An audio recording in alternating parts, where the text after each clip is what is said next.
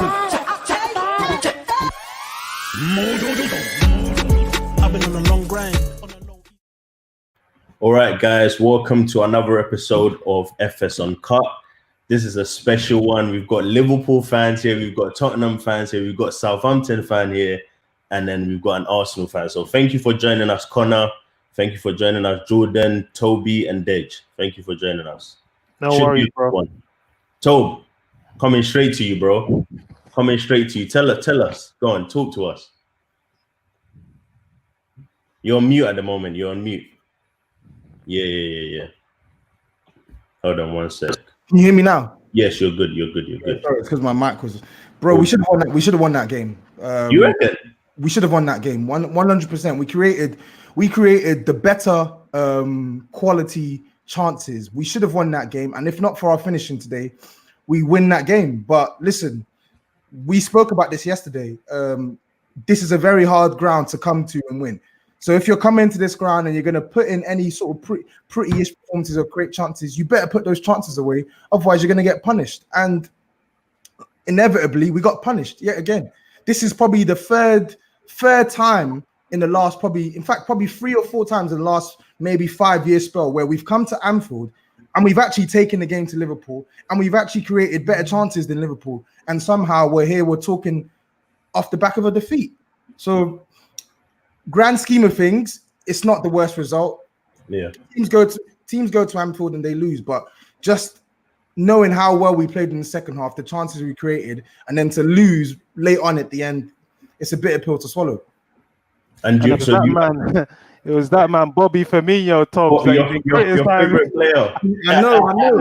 I've been getting on him, and it's crazy. He puts that chance away, and he had a great game. And the guy who I've been screaming is 10 times better than him, because he is 10 times better than him.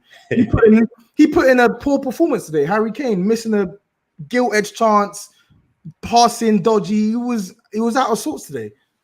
Yeah, Tom, I think Firmino, schooled him in that false number 9 role. This was the biggest game of the season.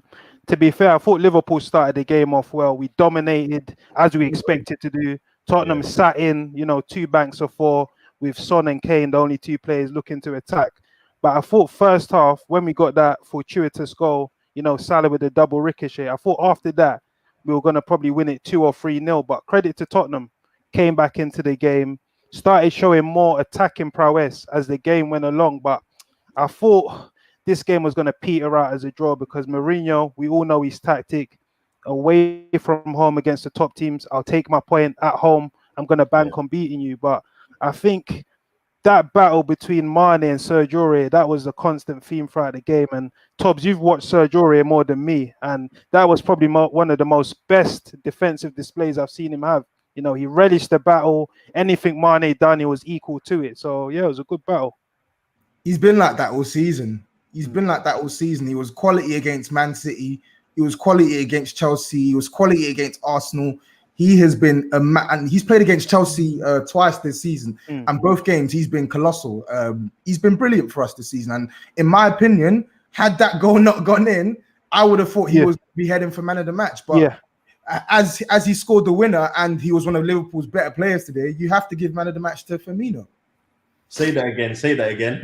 You have to give him the man of the match. You have to give him Listen, we can make all the jokes, but it's not. I told you, Harold, it's not the end of the world coming to Anfield and losing. It really isn't, and it's not going to make or break our season. How do you think the players will take it then? What do you do moving forward? I think they're going to channel that frustration tonight into Sunday's game, because we got another big game on Sunday against Leicester, who I know they didn't win tonight, but they're in and around the pack as well. So listen, we still got a tough run of games left. We got Leicester next, then we got Wolves away as well. So, I mean, we've got minimal time to cry about this game. We've got to move on to the next game and try and rectify the errors that we made in this game. Yeah. So Connor, did you get a chance to see the game? What do you think about the Liverpool Spurs game? It was one of those games where, both of you sets of fans can say that you deserve to win the game, because if it was a Liverpool win, Spurs win, or a draw, you'd have just gone, hold your hands up, fair play. It's the way it went. Aurier, like you say, was phenomenal. He was absolutely amazing. And I remember speaking to you, Toby, pre-season about Højbjerg and how I was saying He's good. waste of money. He's not gonna be any good at Tottenham because he wasn't amazing for us. But I thought again tonight he showed exactly why Mourinho's where he is and why I'm sat in my flat on a Wednesday night, because he's gone into that role and just excelled, isn't he? Really. But one player I would point out tonight, which impressed me, was Curtis Jones. There's something about him in there. He's got Swagger, personality. Yeah, a little bit. He's got a bit of slickness to him. So, I think one of the commentators described it as an arm wrestle, and it was that. So it was nice to see players like Curtis Jones adding a bit of a sheen to the game. Yeah, but enjoyable. Yeah. What about yourself, Jordan? How did you view that? That was a good game, man. It was a really good game. We can't hear you. Go on. Nah, still can't. Really quiet. Very quiet. Is that better? Yeah. Yeah, I was saying it was a really good game, and I agree with Toby about Aurier. He's been immense all season. Eric Dyer has been good this season, but he's only been good because Mourinho's put 17 man around him. Whereas Serge Aurier has actually really impressed me because I thought he was a clown. In fact, he was a clown. But I'm seeing now, not on one game, not 2 games, 4, 5, 6 games now I've watched him, and the winger's getting no love. He's not making dumb mistakes. He's concentrating for 90 minutes now. So yeah, I was really impressed with Serge Aurier. Where I disagree with Toby is that it's not the end of the result, the end of the world in terms of result. Because if, and this is a big if Spurs think of themselves as title contenders, you can't play that well and not get a point in that game.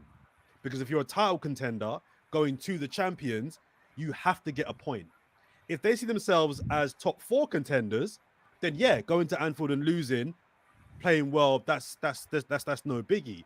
But I think that they're going to look back, and this is the if they think they're title contenders, they will look back on this game and they will think that's a game where we messed up, because they didn't get battered and lose the game.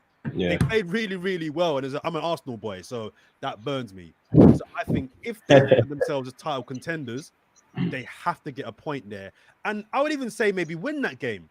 They had the better chances to win the game, I thought. So I think actually it is a bad result for Spurs if they think they're title contenders. Okay. What do you think of that, Tobe? I think I disagree. Because, I mean, it's so easy to just say, oh, yeah, if you think your title challenges, go to Anfield, play like that and get a point. Yeah. Bro, this is the team. That's what title contenders do. No, they don't, though, because Man City... No, they don't. Off your rivals. They what? You take points off your rivals, especially if you're the better team. Away from home, though, it's easier said than done. With your performance and your chances, do you see that as it's an opportunity missed? It's a hard work. I do think no, it is an opportunity missed. Of course, it's an opportunity missed because we've come here, we didn't have the best of starts, but in the second half, we've gone out to try and press Liverpool, take the game to them, and we did, and we should have won the game. So, of course, it's an opportunity missed when you look at how well we've played. But in the grand scheme of things, this is our second loss since the opening day of the season. And not only is it our second loss since the opening day of the season, it's our second loss to a team who haven't lost at home in 66 games. And that's why I said, if you think you're top contenders, it's a bad result. If you think you're team, you know what's funny? I think is acceptable. I don't even think we're title contenders yet, though. But that's what's funny? In any other season, that's different. In any other season, I would have said, yeah, Tottenham need to go there and get a result. But in this special COVID season where everyone's dropping points, drawing, I don't think in the grand scheme of things, this will make a difference. Are they title contenders? Yes, I think you have to. Even though play well against the champions, lose the game, and think that's okay. I think if we're talking about 100-point season, 96 points, it's not going to take that. No, forget the points. If that's Everton, I get it. If that's a mid-table team, I get it. You've both just said they are title contenders, i.e., they could win the league. To win the league, you have to take points off of your rivals, especially if you played better. You can't go to your rival, play better, lose the game, and then say, oh, it's fine. That's some low standard nonsense. Yeah, I don't think Tottenham are saying it's fine, but I'm saying in this special season where teams are drawing, in my opinion, this season, no team is going on an 8-game winning run. So that cancels that out because teams will drop points against the middle bottom of the table team. So Facts. I don't think in the grand scheme of things, Not having played this defeat for Tottenham Yeah. will be a killer for them. That's my view. You guys got a draw on the weekend against Fulham. You got a point. You were not the better team in that game. So Yeah, that's a I good agree. point. Right, so that's a good point. Tottenham, for me, were the better team tonight. So you can't be title contenders, the better team, and say we lost, oh, it's fine. But That doesn't make Jordan, no sense. It's not the end of the world, though. hold on, Toby, let me go to Dej quickly, right? Sorry. In terms of he's talking about performance, and you look at the Liverpool team, had what, 2 youngsters and Reese Williams, and like Connor was saying, Curtis was very good. What do you think of the two, and what do you think about Liverpool going forward from this performance and the result today? I think Curtis Jones, since the moment he stepped into the Liverpool team, like he's looked like a star player. He's got personality, he's got swag. Usually when young players come into the team, they're finding their feet, they look nervous. But he looks like someone that revels in the spotlight. You know, I mean, his run against Fulham that culminated in the shot was quality. Today we saw him do like a flick, party trick. You're thinking, wow, this boy's got confidence. So I think long term, he's going to be a big asset for Liverpool. Reese Williams, again, last season, he was playing conference football, coming in, top of the table clash. It was tough at times. And there was a moment where he misread the ball, where Bergwijn got into the channel and thingy. And you can see he hasn't probably got that turn of foot. And I think that's probably a weakness that Tottenham are preying on in the inside channels on Trent and Reese Williams' side, is that if Son can get in to that channel, they can cause him problems, which he did. But again, he's a young player, he's still learning. Yeah. So do we all agree that Spurs, Liverpool, 2 of the best teams in the league at the moment? Yeah, I think they're the 2 top. Yeah. Definitely. All right, moving on to another team that I think is arguably, right up there at the moment. Southampton. Connor, I want to come to you. What do you think of the result today? Disappointed, if I'm totally honest. The rub of the game, I feel like we're lucky in some aspects, but I think overall deserved a win. It's one of those games you go into as a smaller club. We go on these runs of forms and then look at a team that's out of form and go, going to be the time, isn't it? And like we looked at Aubameyang, and everyone pre-game knew he was going to score. Yeah. Just the way it goes, isn't it? But yeah, I mean, I was gutted. I thought Gabriel getting sent off was the opportunity we needed.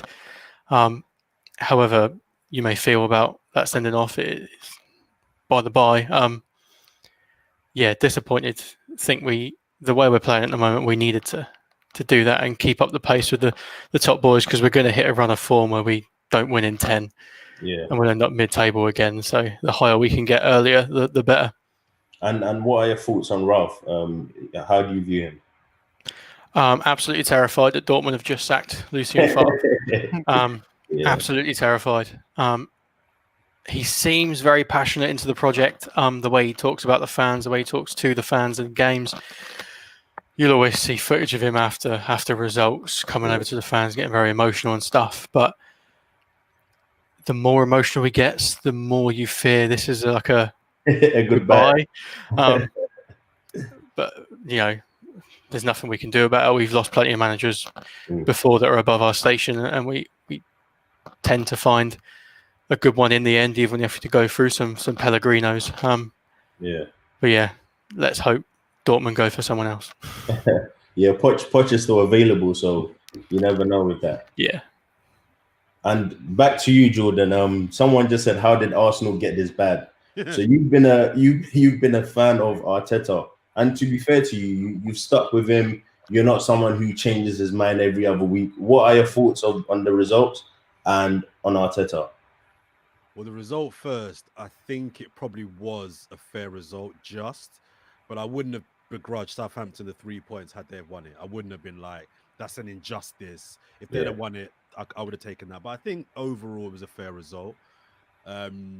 It's good for Aubameyang to get a goal in the right net for the first time in a long time. The point is, it's good to score a goal. Wow, that's how bad it is. So there's minor positives to take away there. We're in a bad place. We're Arsenal in a very, very, very bad place. And funnily enough, the 3 games coming up, including this one, Southampton, Everton, and Chelsea, this was one of the 3 that I was most fearful of. because I think Southampton are on a really good run of form. The way Southampton play, I think would have caused the most problems for us out of the three teams. So they were the team, the way that they play and the way they work and hustle. I feared for them more than I fear against the Chelsea and Everton's. So to get a point, I mean, in our position, that's a you take that. Arteta, yeah, I'm backing him. I'm backing him. Things are not very, very good. Yeah. We won't get relegated. Hopefully. We won't get relegated. I'll bet anybody right now we won't get relegated. So I'm Toby, what do you think? No, of course the relegation talk is nonsense because we know of course they are more than capable of staying up. Like that's out the window. But how can you back Arteta? No. But how can you back Arteta? He's winless in 5 home matches. Out of those 5 home matches, he's lost 4 of them. Yeah. Arsenal are languishing at the bottom of the table. Yeah. There is no indication for you to suggest that Arteta's the right man to turn it around. Like, I know he won the FA Cup. I know that he started off well, but what we've seen this season has descended into chaos. And it's not just the results, it's the playing style as well. There's no sense of what Arsenal are doing. They're not solid at the back. They can't score goals. They can't control games. They can't do anything right. And he continuously keeps picking the worst players available to play, with the exception of today. So then my question back to you is, what possible reason do you have to back Arteta right now? Right. So I'm not going to deny that Mikel Arteta has made some wild, crazy, and inaccurate decisions over the last 10 games. There's been some things that even me, as an Arteta fan, I've been like, that's dumb. That's stupid. Why have we done that? So I'm not going to sit here and say that none of this is his fault. He's the manager. And ultimately, if he gets battered on Wednesday, on the weekend, and then against Chelsea and gets sacked, it'll be very hard to fight against that decision. I'm backing him because I'm not one of these fans that goes through a tough time with their club and then the first thing they do is run to Twitter and start chatting about out. I don't do that. There's other Arsenal fans that will do that and get upset and emotional. They can do that. I've seen enough in Mikel Arteta over the 12 months, albeit in spurts, in his allegiance to hard work, in his allegiance to playing from the back, in his signing so far, that give me sprouts of positivity that this guy, with his players, can do something. That's key. In the summer, there's about 4 players, all of which are crap. Their contracts are up. They're up. Yeah. There's 3 more players that I counted who are crap, who in the last year. I'm not going to judge Mikel Arteta until he gets his players in. It's hard for me to argue with Toby because the stats don't look good. They're shocking. They're totally shocking. It's very difficult. But I'm going to back him. I'm remembering why we appointed him and the things that he did do the back end of last season and believing that with his players in next season, should he get to next season, he can do better. Now, this season's been horrific. Write it off. Take the L. Finish 15th. It's embarrassing. Take the bans. Take the jokes. Take the slaps. But then rebuild from the summer. But Jordan, on this though, I think just because of how bad he's performing right now, I think it's beyond backing him and whatnot. Like, he's genuinely underperforming at his job now. And I think if he was to get sacked now, there could be no one that would stand up and say that's harsh, that's wrong. Like, to put it into Toby, I agree. I'm just saying, to put it into perspective, Pochettino, look how much he did for our club, and he got sacked last season. 12 games played, 14 points. Arteta's on 13 games played, 14 points. I mean, there is a time, and logically, what you're saying makes total sense. I get it, but I'm a man that I've seen glimpses of this guy that I think, given time, can turn it around. Now, there's an element here when I thought about today of white privilege, because in what other area can a white man a black man fail in his job and keep his job? So there's an element of that as well, but. I'm backing him because I think I've just seen enough that makes me think he's working with crap. He is working with crap. Not this crap. Not 15th, 14th crap. He shouldn't be 15th. Not that crap. He shouldn't be 15th. Totally agree. To be honest, in my opinion, there's a time where your position becomes untenable. When he was given the job, I said straight away, this is not the right man for the job. You sack Arsene Wenger or he leaves. You bring in Unai Emery, who's a risk. You then go on to another risk. with someone that's got no managerial experience whatsoever, and Are you they- were are they backing a risks or good the players coach. crap? Say that again. Are they risks or the players just crap? What's the continuous common denominator in all last 3 managers failing? To Same be thing. honest, I think there's a culture issue at Arsenal as well. When you look at off the field as well, with what Arteta has had to contend with, the Mesut Ozil situation, the scraps in training, there's a clear lack of discipline, 3 red cards in the last 4 games. These are all things that Arteta hasn't had to deal with. So this is all new to him. So he's learning on the job. But my main thing was that when you gave Arteta that job, you're going to have to give him time. That said to me that you're not going for a quick fix. You're saying this is going to be a 3-4 year project. At the time, I was saying Carlo Ancelotti is the correct man for the job. He knows how to work in that big environment. But going to Arteta just showed me that sort of a bit of lack of, what's the word? A lack of inspiration to like challenge for those titles, because this is someone that hasn't got experience. I look at Connor, one sec, Jordan. Sorry, Jordan. Connor, quick one. So, what are your thoughts on Arteta looking from the outside in? Well, I can kind of see what everyone's saying, but I would agree with Jordan here that if I was in that position, I'd stick by Arteta, because when he was appointed, he wasn't appointed to get immediate success, was he? It wasn't come in, win us trophies this year. Unfortunately, he did. He got an FA Cup. Everyone's happy with that. Can't complain. But the way we go about sacking managers now, we have to think who is going to come in and do what Arteta is not doing immediately. Because that's the only reason you sack him, is to get some immediate success. And off the top of my head, I can't think of anyone who I think Arsenal could bring in.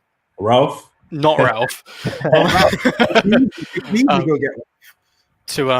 To bring that success that the Arsenal fans crave. They are playing with crap, and you're not going to get rid of crap in 6 months, in 12 months, maybe even 18 months. It takes a long, long time, because if these players are crap, who's going to take them?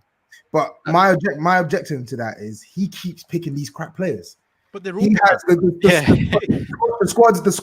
squad isn't good. We acknowledge that, but he kept playing Willian. He kept playing Xhaka. Who should he play? Play Pepe. Pepe's crap, but Pepe, our record signing, who's got 10 goals in the season. That Pepe. Listen, don't play Xhaka. Pepe was crap tonight as well. Xhaka has damn near spat in your fans' faces on top of playing like a sack of crap every single week. Tony, and he's still playing. Bellerin. Who do you replace him with? Bellerin is hand on heart one of the worst right backs in the league, and he plays every week. I agree. So and these times, Maitland-Niles is there, who wanted to leave in the summer. You begged him to stay. You don't play him. Holden is starting games week in, week out. Yeah, Reese Williams was like Deb said. Reese Williams was playing in the conference last season. He's now playing against Spurs, who you man are saying are title contenders. Saliba was bought for 20 million, and he can't even get a game against Southampton. He's not even in the quick one, right? I want some sort of. To be honest, like with Arteta, another thing that Arsenal done wrong, in my opinion, is increase his status within the club. Over the summer, they made him first team manager, so they increased his power. And I think as a young manager, do you need to be contending with off the field, outside influences as well? As a young manager, you should be focusing on the coaching. And I think it's a good point. It's a good point. Just briefly as well to that, one thing that worries me about what's happening with Arteta is he looks very naked on the sidelines. And what I mean by that is, who's his team around him? Who's his assistant? Who's the guy pushing back on him? And Dej makes a really good point about, I'm worried that he was given the keys to the club, won the FA Cup, so got even bigger, he got even bigger chest, and now no one's telling him no. No one's pushing back. It's him and Edu Gaspar. Him and Edu Gaspar have the keys to Arsenal Football Club. And when you look at Edu as well, no experience in European football. I know he's worked in Brazil, but these are two inexperienced people at their craft being given the keys to one of the biggest institutions in England, and it's wrong in my opinion. Look at Southampton, 9-0. Look, they lost 9-0, stuck with their manager. Now look where they are. Yeah, I was about to come to you, Connor. Obviously, since that 9-0, you could have easily sacked him the next day. And two players that have stood out to me is Adams and Vestergaard. This season, last season I was watching Adams and I'm like, why is he in this league?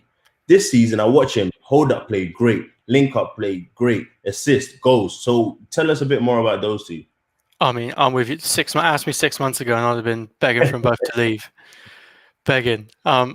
Che Adams, yeah, he couldn't hit a barn door when for I think it was like 30 games or something. He was awful, and then he got that goal against Man City, 40-odd yards, and that just seemed to click. He seems like someone who needs an arm around the shoulder constantly. Constantly needs to be told he can do it, he can score, he can be a man almost.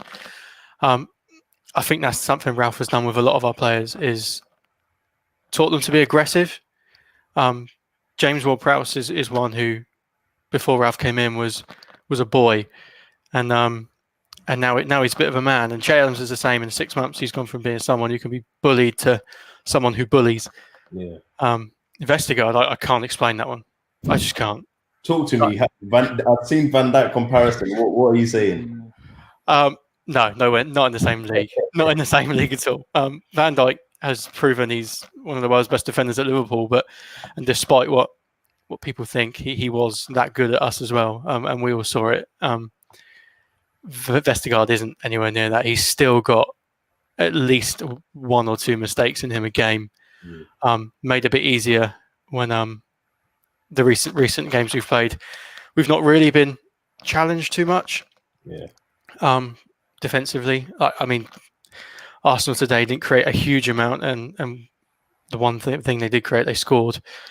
But yeah, I think when push comes to shove and we get put under some like intense pressure, he will crack. Bednarek's the same. Both of them backs to the wall, blood and thunder, good defenders, but it's too much, and they will just crumble. Yeah. Yep. I've been seeing the Vestergaard propaganda is really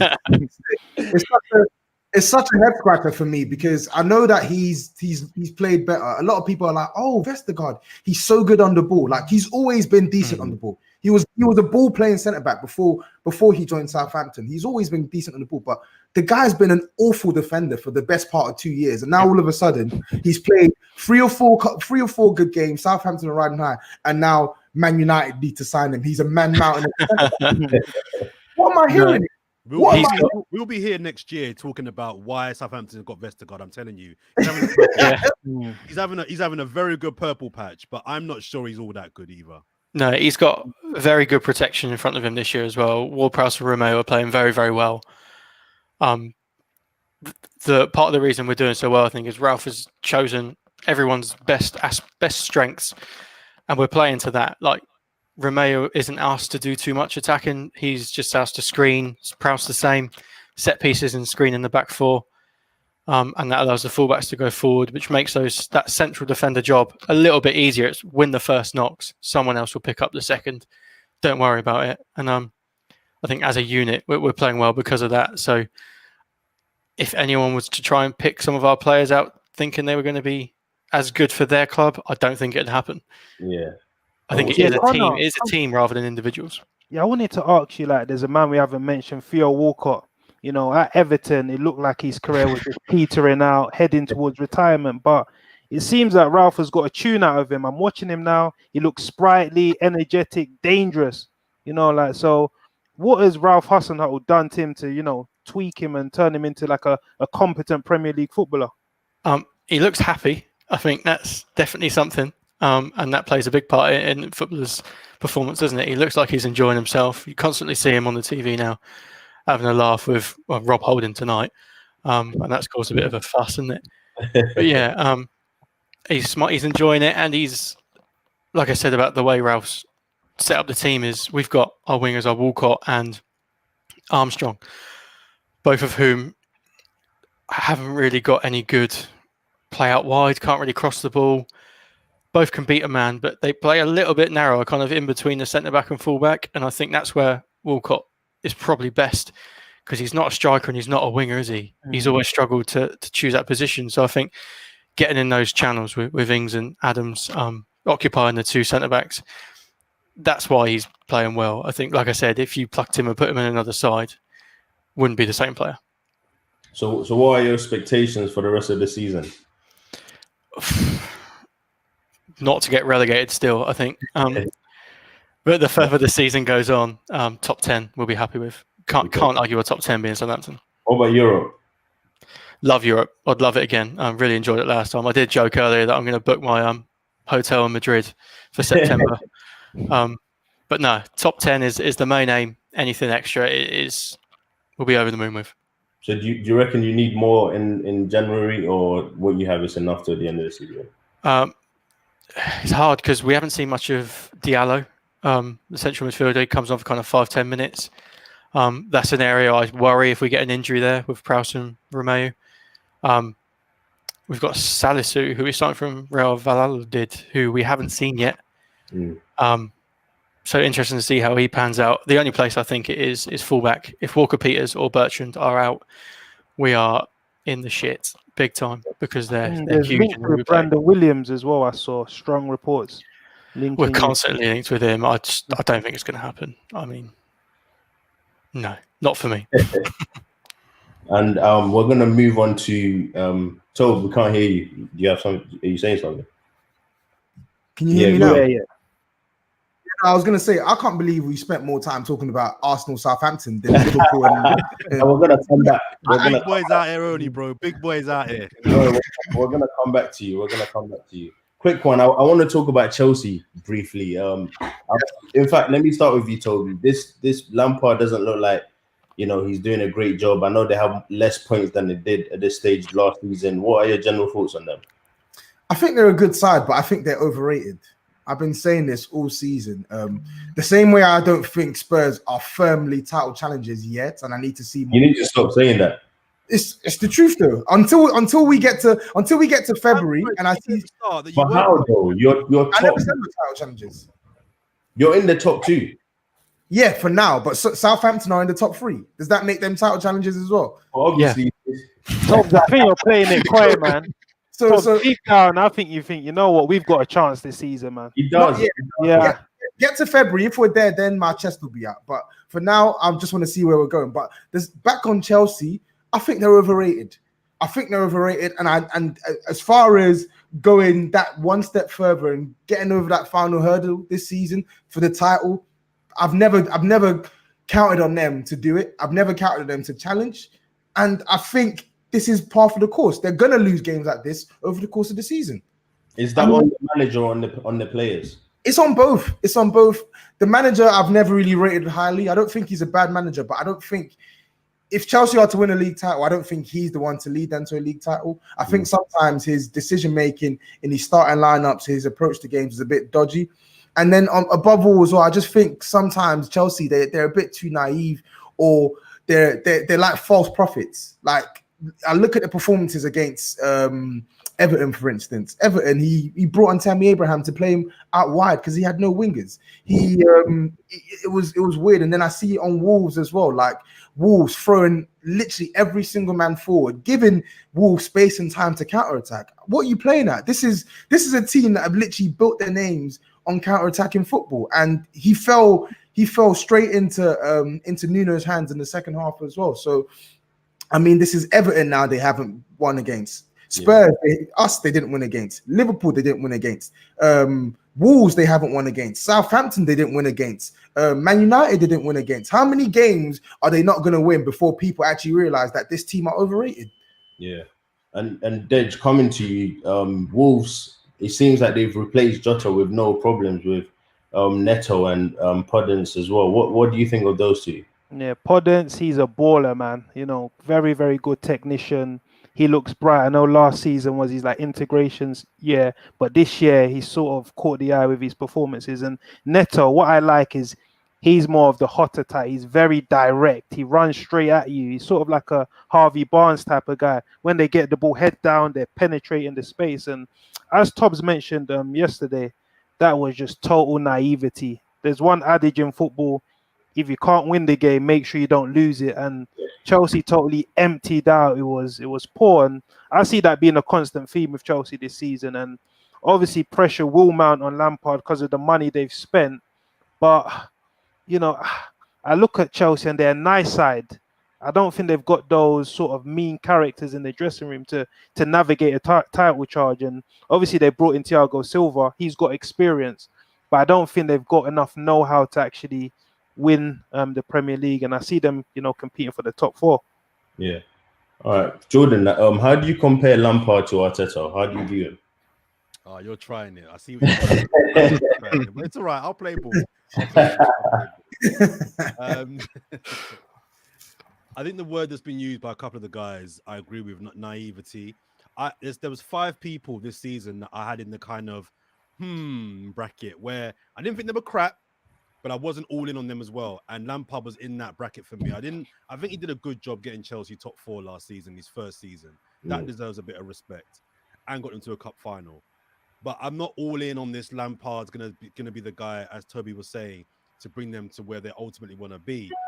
So I think Lampard's a good manager. I don't think he'll win the league this season. I think the problem he's got is that he's been given some players by the club. I don't think Lampard signed Havertz.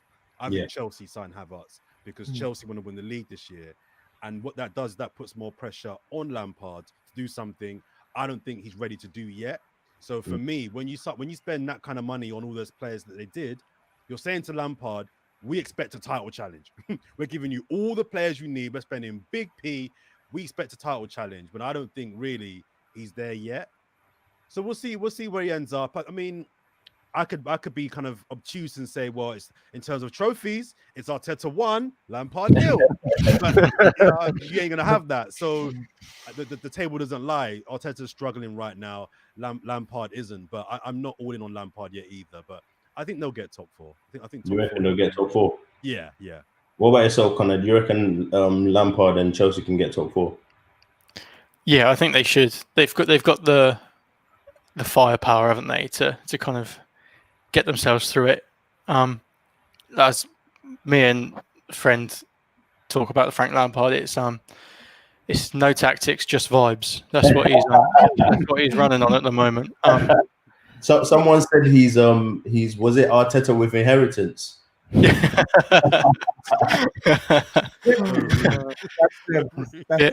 I think you're right about the Havertz thing, though. I think that's going to play a big part in his expectations. A lot of money on a player they didn't really need. Signing Havertz and Werner was probably a mistake on whoever's part that was. Because I think Werner's a good signing. Yeah, Werner's a good signing. But Havertz, I don't think they need him. No, that's similar to Mount in a way. In terms signing of both was a mistake because Havertz played his best football at Leverkusen when he played as a striker. Yeah. So, and Havertz is almost suffering from the fact that Werner has come in and done well. If Werner had also kind of struggled a little bit more, maybe we wouldn't be concentrating so much on Havertz. But he's not doing. At the end of the day, he's not doing good enough, and it's a lot of money to spend. Whose decision that was, I guess we'll never know. But it's on Lampard's head, isn't it, at the end of the day? Well, we also have to caveat that with the fact that he's had COVID-19. Yeah. And when you speak to players, I've spoken to players that have had COVID, and that really affects your, cardiovascular system. So, coming from a new country, Germany, coming to settle in, having that illness, that will affect your performances. Obviously, we can say that from what we've seen, he might not be suited to the way Chelsea want to play, because if you're playing with Havertz, he has to be focal to your team. And at the moment, you're just shipping him out left, shipping him out right. So he's like a spare tire kind of thing. So he's so young as well. He's so young. So yeah, we've got to play devil's advocate as well. I think back on Jordan's point though, it is interesting because there has been some criticism being bandied around that Frank Lampard, some of these players, he doesn't know how to use them. I think he's been unfortunate with a couple injuries as well, because I know obviously he's going through sort of like a mini winger crisis now. Pulisic, Werner, and Pulisic not Havertz, Ziyech and Callum Hudson-Odoi, they weren't available for Everton, and then he goes to Wolves, and then again Ziyech and Callum Hudson-Odoi not available there as well, and Pulisic having to play left and having to play right. So I do think he is going through a little bit of an issue out wide in terms of his available options, but still, with the money they spent this season, we can't be making excuses for them losing back-to-back games as, he hasn't got any wingers. He needs to do better than that. But I also think the players need to do better as well. We spoke about Werner there. I think Werner's a really good signing for them. But in the last month or so, he's been poor. He's been aimless in the ball. He's been aimless on the ball. And when chances have fell to him, he's not taken them at all. So, in addition to Frank Lampard improving, a lot of those players need to get their act together as well. Yeah, and Tobe, I'm gonna stay with you with the transfer window coming up. Obviously, Spurs are very reliant on Son and Kane, like we saw today, and it seems like if you can stop one of them, especially Kane, from passing around and finding other players, you've got a good chance. Do you need someone on the right hand side of your team? What do you need? Mate, we need productivity. We need productivity. That's what we need. I literally wrote. I've spoken about the article that I wrote today, and the reliance is staggering. We scored like 25 goals this season, and Son and Kane are responsible for about 80% of them. Like it's absolutely staggering. Spurs sides of old under Pochettino, we always used to have diversity in our goal scorers. We always used to have at least 4 goal scorers who are capable of double figures in all competitions. And now it's literally Kane, Son or bust. So I don't know whether we need to dip into the market, but something needs to give. Either these players need to click. The likes of Gareth Bale, they need to click. The likes of Bergwijn, they need to click. If not, then January is a perfect opportunity to maybe sell some of the deadwood, like Lucas Moura, like Eric Lamela, and bring in someone who can actually sort of refresh the team and sort of add that attacking impetus and try and get us to maintain the form we've shown so far through the second half of the season. But I'm looking at Bergwijn, right? He had the chances today. The performances that I've seen, it looks like defensively he's very good, and that's why Mourinho likes him. Is it not a case of just giving him like time? Bergwijn's gonna get his time. I don't want us to sell Bergwijn. I think he's only been here 11 months. I know he's been going through. We have to call a spade a spade. He's been very poor this season, offensively, and today was his 17th game, Premier League game without a goal. So he's not been good since scoring that goal against Man United a couple months back. But he's still young. He's 23 years old. We only signed him in January 2020. We believe in his talent. We believe in his ability, but he just needs to show it because he's getting game time now. Whereas before he wasn't playing. Now he's actually playing. He started every single big game we've played in the last month and a half or so. So the platform is there for him to try and prove himself. So he needs to do it.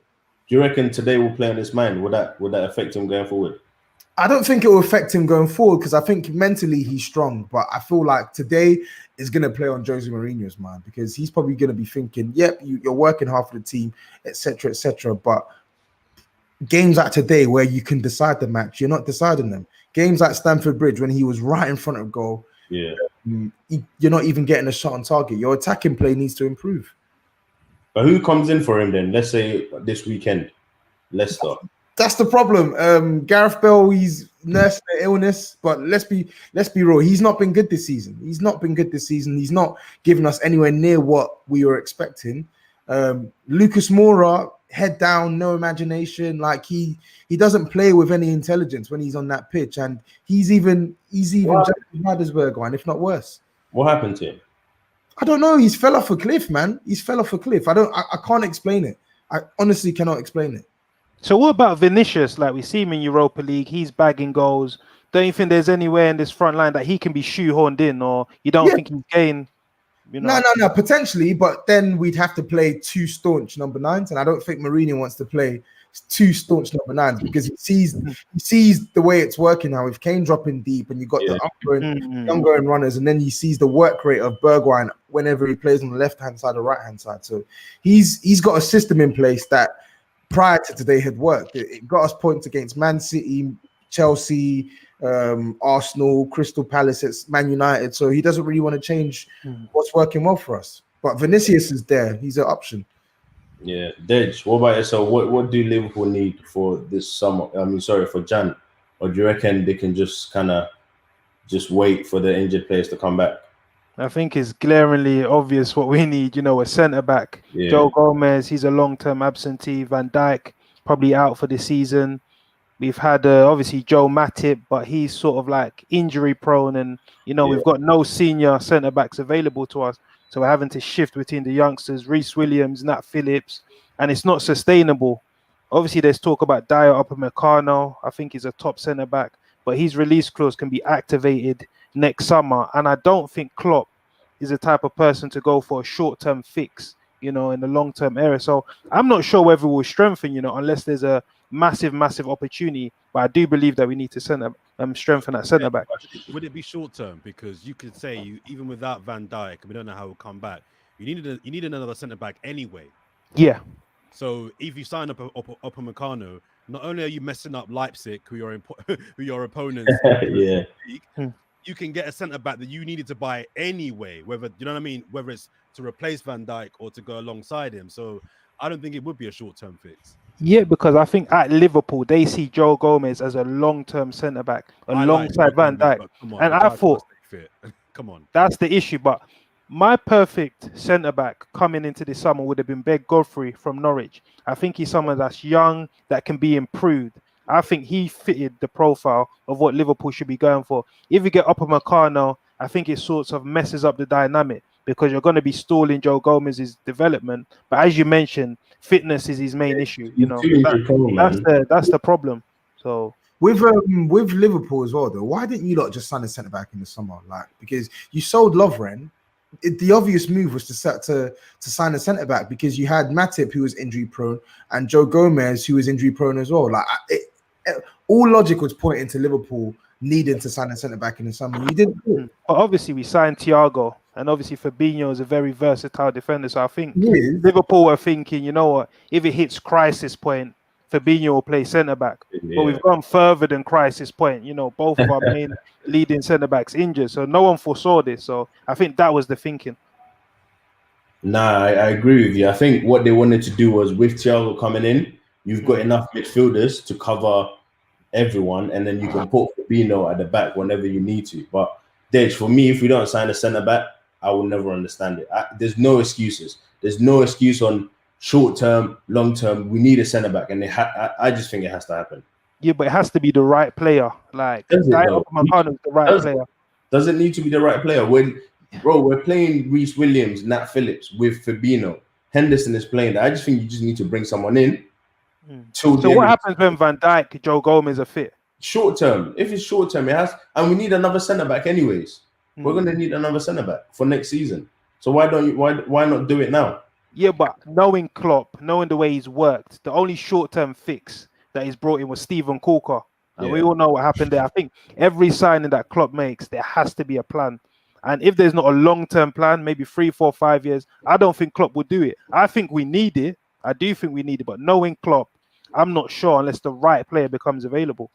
Connor, do you guys have any centre-backs that we could take? Take any of them if you want, if you pay the price. You know what? As much as you guys are saying that, I'll actually take Vestergaard, Am I crazy for thinking? He's a bread and butter. He's a bread and butter defender. Slow. You're crazy. A man today said that Liverpool might as well just sign Southampton, because the amount of players you buy from that club, you might just buy the club straight, because it works though. It works. I'll feed the club. I'll feed the club. Now, but going forward, Connor, I'm coming back to you. In terms of Ralph, do you expect him to stay past this season, or do you reckon eventually, especially because I think Toby was saying that I think someone like Arsenal, Ralph would be great for Arsenal. I think if he doesn't take the Dortmund job, I think he'll hold out for something bigger, like it's going to sound harsh on us about an elite job. Like, I think United even would be a great fit for Ralph. The problem with him going to Arsenal now is it is too much for a project. I think he's done it at Leipzig, he's done it at Southampton. His next step needs to be something that takes him from kind of where we are now to the next stage, if you know what I mean. Well, at the moment, I think taking over from Arteta is going to be too much for a project, isn't it? A project that Arteta could do himself. Yeah. What do you think, Jordan? Would you take him? It's a weird one, because the people keep saying, "Oh, they should go and get Allegri, they should get this guy, they should get that guy," but people are forgetting it doesn't really matter almost how good you are. The team is not good, and Connor said the word project. I don't care how good you are. If you're coming to Arsenal right now, you're coming knowing there's about a year's worth of work of just gutting the club before you can even make the team on a level. Do you know what I mean? So it doesn't really matter to me if I would take him, but I don't think him coming in will make a difference. Not really. And that's why I think you might as well stick with Arteta. Write the season off, and leave Southampton alone. Okay. Thank you. So one thing that seems to be struggling this season is City and Pep. I'm looking at him and I'm looking at it and going, look, the players are tired of your play style. They're just to me they're just tired. They're not on it. I think they probably need a new manager, but obviously he's extended his contract. How do you see them going throughout the season? And obviously West Brom 1-1 at home. Yeah, it was a weird result. A match that let's be real, they created 2 good chances at the end that they should have put away at least one of them. Johnson was good in goal, but on Man City as a whole, it's weird. Something is missing from them this season. Like, it's very, very clear to see, and I don't think it's just this season as well. I think it's started last year and it's continued. It's no coincidence that with them losing sort of like the spine of their team over the last probably like year and a half or 2 years, you're seeing a slight drop off in their quality as a team. David Silva, I know he wasn't at the peak of his powers, but he was a stalwart for Man City. He's gone. Aguero, pretty much on his last legs, he's been injured for practically the whole of 2020. So I think there's a couple factors that you have to look at there as well. So Pep essentially is now trying to usher in the new generation of Man City, so to speak. Yeah. And I feel like that job in itself is a lot harder than I think people are making it out to be. He's never done it before. Pardon? I said I don't think he's ever had. Yeah, he's never stuck at a club enough to go through 2 cycles. He's normally the guy who comes in, puts his stamp on a team, gets his players in, they win, and then he leaves them on a high, and then he goes to another club. So now he has to usher in the next sort of team that Man City want to get to a point where they're ready to challenge for the title. I mean, for all Man City's deficiencies this season, they're not far off the top. Yeah. They're still in and around the mix. And in my contenders, I think you have to put them as title contenders. I know they haven't played like it, but you expect that they're going to get better. You think that they have. You look this season for me reminds me of Pep's first season when he came into the club. I think you're going to see games where it's just riddled with errors, odd results. And yesterday's game, a player that I want to, put the spotlight on, Rodri. I think normally I give players a grace period when they come to the Premier League, but from what I see, he doesn't offer protection and he's not an option. On the ball, he doesn't do anything. Off the ball, he's laboured. He hasn't got the mobility. And I think that's a big problem area for Manchester City. That central midfield is too easy to cut through them. 100%. I fully agree there, Joe. Man City, their press is gone. The press is gone. They're too easily pressed themselves. And when they're trying to press the opposition, it's too weak. It's too weak. Fernandinho used to set the tone in that Man City team at both ends in terms of pressing the opposition and covering big spaces when they're on the counter. Man City now, if you're countering Man City, it's as good as a clear-cut chance at goal. And Rodri, listen, I like him, but I don't think he's good enough to step into to step into Fernandinho's boots. And I don't think it helps when Pep Guardiola has sort of gone away from what made his name at Man City, and he's now playing this weird conservative style of football. He got stung by Leicester early on in the season, and since then we've seen in the big games, apart from the Tottenham match, he's been Man United. He went away reserved. Liverpool at home reserved. Like, get back to what got you the 100 and something points as Man City manager. Start playing your brand of football. I think that when everybody pre-season talks about their favourites from the title and their top 4, I said pre-season, and I've said it every week. I've maintained it, and I'd still say it today. City are not bankers for top 4 for me. And everyone pre-season was like, what? They're going to win it. There was enough people tipped City to win the league this year. City have never been, for me, bankers for top 4. And that might sound wild, but they're not a serious team. Toby's saying they've got to be considered title favourites.